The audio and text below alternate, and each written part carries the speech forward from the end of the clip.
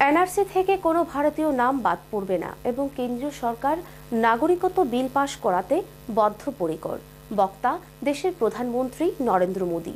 শুক্রবার অসমের বরাক উপত্যকার শিলচরে বিজয় সংকল্প অনুষ্ঠানে এসে একথা বললেন প্রধানমন্ত্রী।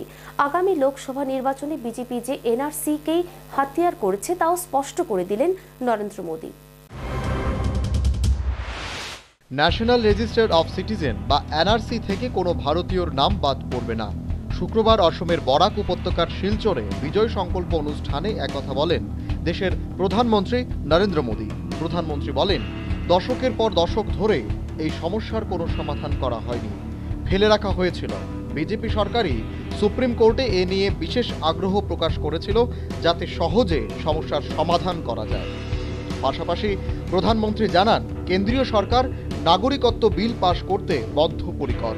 তিনি বলেন, আমার সরকার নাগরিকত্ব বিল পাশ করানোর প্রক্রিয়া শুরু করেছে। খুব শীঘ্রই সংসদে এই বিল পাশ হয়ে যাবে। এই বিলের বহু মানুষের জীবন ও আবেগ জড়িয়ে রয়েছে। এই বিল কোনো একজন মানুষের স্বার্থে করা হচ্ছে না। এই বিল আসলে বহু মানুষের অতীতের বঞ্চনার জবাব।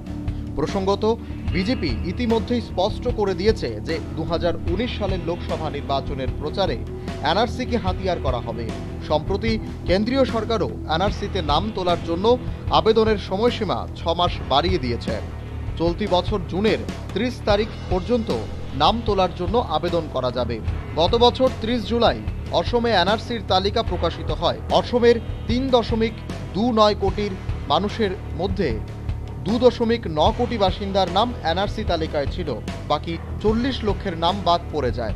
এ নিয়ে দেশ জুড়ে বিতর্কও তৈরি হয়। Bureau report, news vanguard.